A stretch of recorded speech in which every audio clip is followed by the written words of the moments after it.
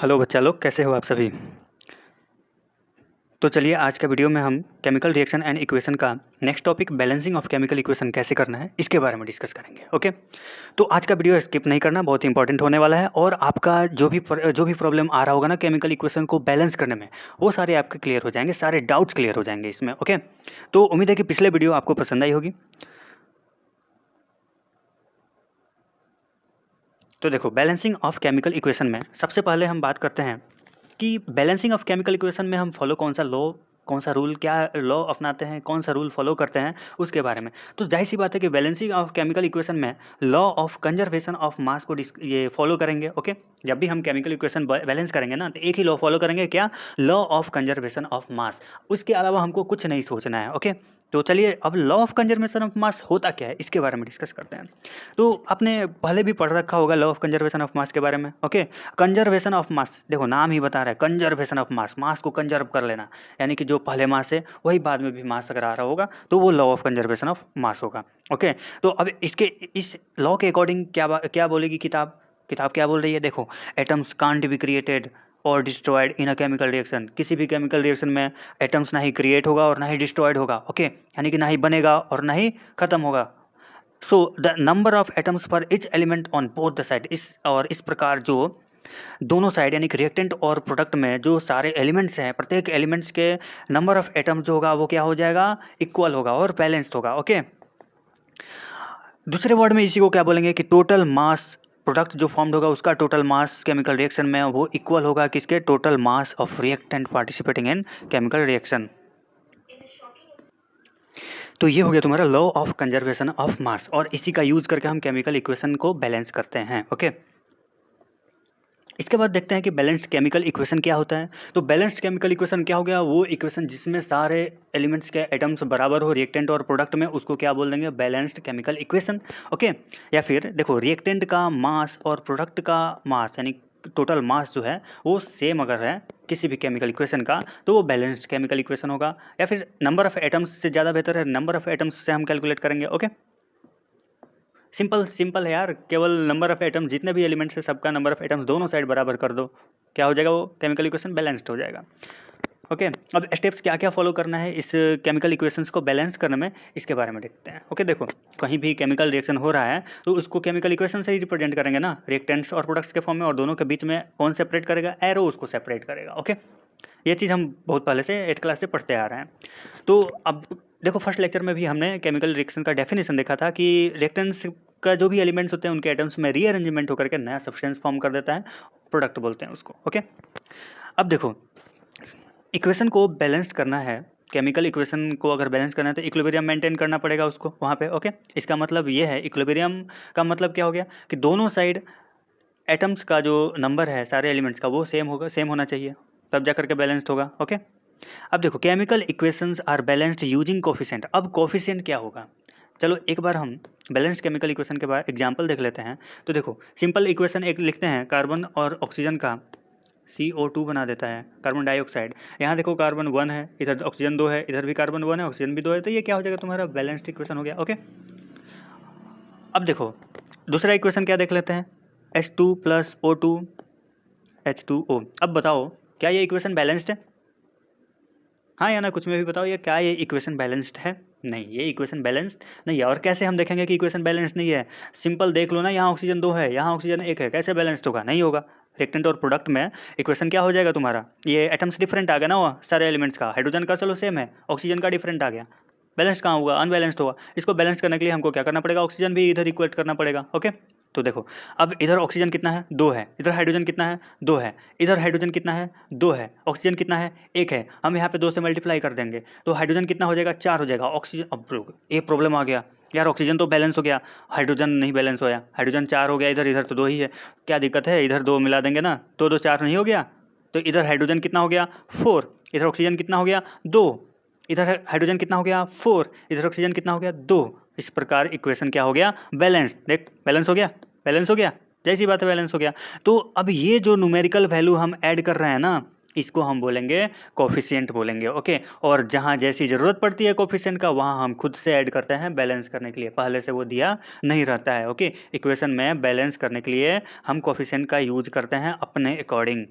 जैसा इक्वेशन में ज़रूरत पड़ेगा वैसा हम यूज करेंगे। ओके, तो वही यहाँ पे बोल रहा है कि chemical equation are balanced using coefficients. Coefficient अब है क्या, तो ये न्यूमेरिकल वैल्यू है that is added to the front of a chemical symbol और फार्मूला के फ्रंट में ऐड किया जाता है।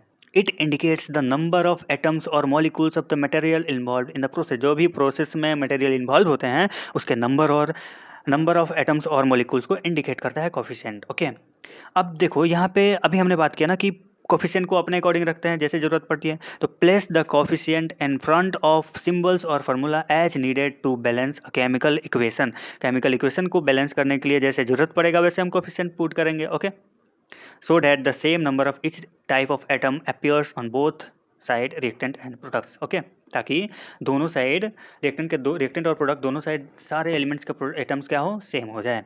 अब मेथड्स क्या यूज़ हो गए, एक मिनट देखो मेथड्स क्या यूज होंगे केमिकल इक्वेशन को बैलेंस करने में, उस मेथड को हीट एंड ट्रायल मेथड बोलेंगे। ओके, तो हीट एंड ट्रायल मेथड से हम ये बैलेंस करते हैं केमिकल इक्वेशन को। तो अगर एमसीक्यू क्वेश्चन पूछा जाए कि कौन सा मेथड यूज किया जाता है हीट एंड ट्रायल में, सॉरी केमिकल इक्वेशन को बैलेंस करने के लिए, तो हीट एंड ट्रायल मेथड हो जाएगा आंसर। ओके, लॉ कौन सा फॉलो किया जाता है, law of conservation of mass follow किया जाता है। ओके, चलो एक इक्वेशन दे रखा है, इसको बैलेंस करो।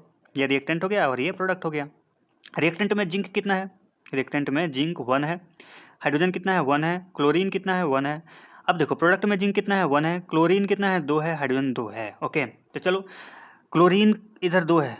ओके, प्रोडक्ट में, रिएक्टेंट में 2 लाने के लिए हम यहाँ पे 2 से मल्टीप्लाई कर देंगे। ओके, 2 से मल्टीप्लाई कर दिए तो जिंक तो यहाँ पे बैलेंस्ड हो गया ना, 1 जिंक बैलेंस्ड हो गया। अब हाइड्रोजन इधर कितना हो गया, हाइड्रोजन हो गया 2, क्लोरीन भी हो गया 2, इधर हाइड्रोजन कितना है 2 है, क्लोरीन भी 2 है। इस प्रकार इक्वेशन क्या हो गया, बैलेंस। बस एक ही है, HCl के आगे 2 लगा दिए, इक्वेशन बैलेंस्ड। ओके, इतना आसान होता है। देख लो एक बार और, जिंक एक रिएक्टेंट में, प्रोडक्ट में भी एक, हाइड्रोजन 2 रिएक्टेंट में, प्रोडक्ट में भी 2, क्लोरीन 2 रिएक्टेंट में, प्रोडक्ट में भी 2 हो गया। ओके, दूसरा इक्वेशन देखते हैं, थोड़ा टफ देखते हैं। तो चलो ये थोड़ा टफ इक्वेशन है, इसके बारे में देखते हैं। तो देखो इसमें कैल्शियम कितना है, देखो कैल्शियम इधर 1 है, इधर कैल्शियम 3 है ना। इधर 1 है, इधर 3 है कैल्शियम। इधर कार्बन कितना है, कार्बन इधर 1 है और इधर कार्बन कितना है 1। ऑक्सीजन देख लो, ऑक्सीजन इधर कितना है 3 और इधर 3, ये 3 और ये 4, टोटल 7 ऑक्सीजन है। इधर कितना है 4 2 जा 8 और प्लस 3, टोटल 11 ऑक्सीजन है। ओके, तो हम सबसे पहले कैल्शियम को बैलेंस करते हैं। इधर 3 कैल्शियम है तो इधर 3 से मल्टीप्लाई करेंगे तो कैल्शियम कितना हो जाएगा, कैल्शियम बैलेंस हो गया ना, कैल्शियम 3 इधर हो गया, कैल्शियम 3 इधर हो गया। चलो अब हम क्या करेंगे, कार्बन देखते हैं। कार्बन इधर कितना हो गया 3, देखो 3 कार्बन हो गया ना इधर। इधर कितना है कार्बन, एक ही है यार, 3 से मल्टीप्लाई कर देते हैं। चलो इधर 3 से मल्टीप्लाई करते हैं कोफिशिएंट, तो इधर कार्बन 3, कार्बन तो बैलेंस हो गया, कैल्शियम बैलेंस हो गया। ओके, कार्बन बैलेंस हो गया। अब हम हाइड्रोजन को देख लेते हैं। हाइड्रोजन इधर कितना है 3 2 जा 6, इधर 3 है भैया, तो क्या करें यहाँ पे किससे मल्टीप्लाई करेंगे तो इसके बराबर 3 2 जा 6 हो जाएगा। यहाँ हम 2 से अगर मल्टीप्लाई कर दें तो ये 6 आ गया। अरे जैसी बात है आ गया यार, हाइड्रोजन भी बैलेंस हो गया, हाइड्रोजन भी, कैल्शियम भी बैलेंस हो गया, कार्बन भी बैलेंस हो गया, हाइड्रोजन भी बैलेंस हो गया। अब ऑक्सीजन और फास्फोरस बच रहा है। इधर देखो फास्फोरस कितना है 2, इधर फास्फोरस कितना है, अरे यार फास्फोरस भी बैलेंस हो गया, अरे फास्फोरस भी बैलेंस हो गया इसी से। अब बचा क्या, अब ऑक्सीजन बचा। तो ऑक्सीजन देखो कितना हो गया, ऑक्सीजन इधर 3 × 3 9 प्लस 4 2 जा 8 यानी कि 17। अरे यार ऑक्सीजन इधर 17 आ गया। प्रोडक्ट में कितना आएगा, प्रोडक्ट में देखो 4 2 जा 8 प्लस 3 3 जा 9। अरे यार ये तो ऑक्सीजन भी बैलेंस्ड हो गया, वाह। चलो इस प्रकार ये ऑक्सीजन भी बैलेंस हो गया, सारे एटम्स बैलेंस हो गए केमिकल इक्वेशन के। यानी कि जो फाइनल इक्वेशन बना कितना बना 3CaCO3, देखो फाइनल इक्वेशन बना 3CaCO3 plus 2H3PO4 plus Ca3PO4 का whole twice plus 3H2CO3। Okay, इस प्रकार जो बैलेंस्ड केमिकल इक्वेशन आ रहा है वो क्या आ रहा है तुम्हारा 3CaCO3 प्लस 2H3PO4 ये क्या दे रहा है Ca3PO4 का whole twice plus 3 H2CO3। Okay, ये फाइनल बैलेंस्ड इक्वेशन हो गया, ये हो गया तुम्हारा बैलेंस्ड इक्वेशन।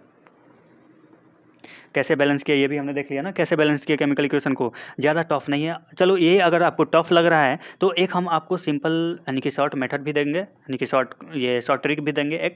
उसके लिए एक सेपरेट वीडियो बना देंगे कैसे किसी केमिकल इक्वेशन को बैलेंस करना है बहुत ही कम समय में। ओके, और वो ऐसा ट्रिक है ना जिससे तुम केमिकल इक्वेशन, किसी भी तरह के केमिकल इक्वेशन को बहुत ही कम समय में बैलेंस करोगे, और जो गलत होने का प्रोबेबिलिटी भी है वो भी बहुत ही कम है, नेग्लिजिबल है, यानी कि उससे तुम्हारा क्वेश्चन गलत ही नहीं होगा यार। देख लेंगे, उसको भी देख लेंगे एक बहुत जल्दी, उस वीडियो को भी आपके सामने रखेंगे।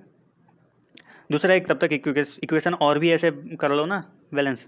तो देखो इसमें एल्यूमिनियम Fe2O3 Al2O3 Fe, देखो ये भी इक्वेशन बहुत ही आसान है। एल्यूमिनियम इधर कितना है, 2 है, इधर 1 है, हम इससे 2 से मल्टीप्लाई कर देते हैं, 2 एल्यूमिनियम इधर भी, तो एल्यूमिनियम क्या हो जाएगा, एल्यूमिनियम हो गया बैलेंस्ड। अब देखो Fe इधर कितना है, 1, Fe इधर 2 है, इधर हम 2 से मल्टीप्लाई करते हैं, तो क्या हो जाएगा, Fe भी बैलेंस हो जाएगा, एल्यूमिनियम भी बैलेंस हो गया। ऑक्सीजन इधर कितना है, 3, इधर कितना है, 3, ऑक्सीजन बैलेंस्ड है। तो इस प्रकार क्या हो जाएगा, ये केमिकल इक्वेशन बैलेंस हो गया। बस 2 एल्यूमिनियम और 2 Fe ऐड कर देना था, यही था क्वेश्चन में। तो इस प्रकार इसका बैलेंस्ड केमिकल इक्वेशन कितना हो जाएगा, 2Al plus Fe2O3 Al2O3 plus 2Fe, ये हो गया तुम्हारा बैलेंस्ड केमिकल इक्वेशन। ओके,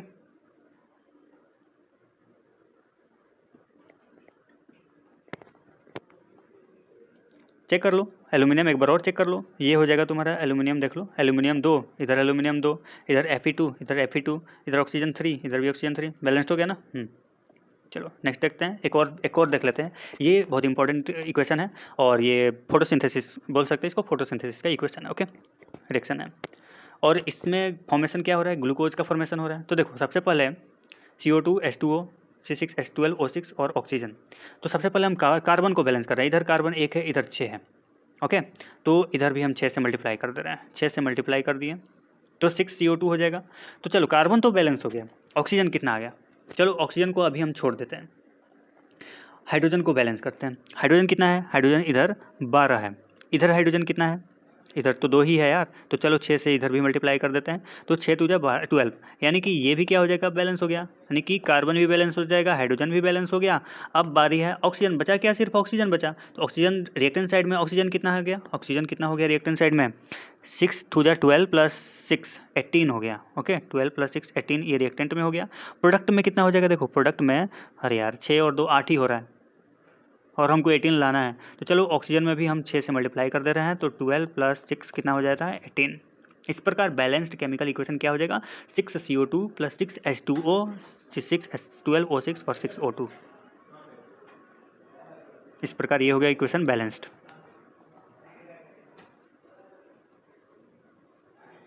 तो चलो आज के वीडियो में यहीं पे मिलते हैं, नेक्स्ट वीडियो में। चलिए, धन्यवाद, जय हिंद।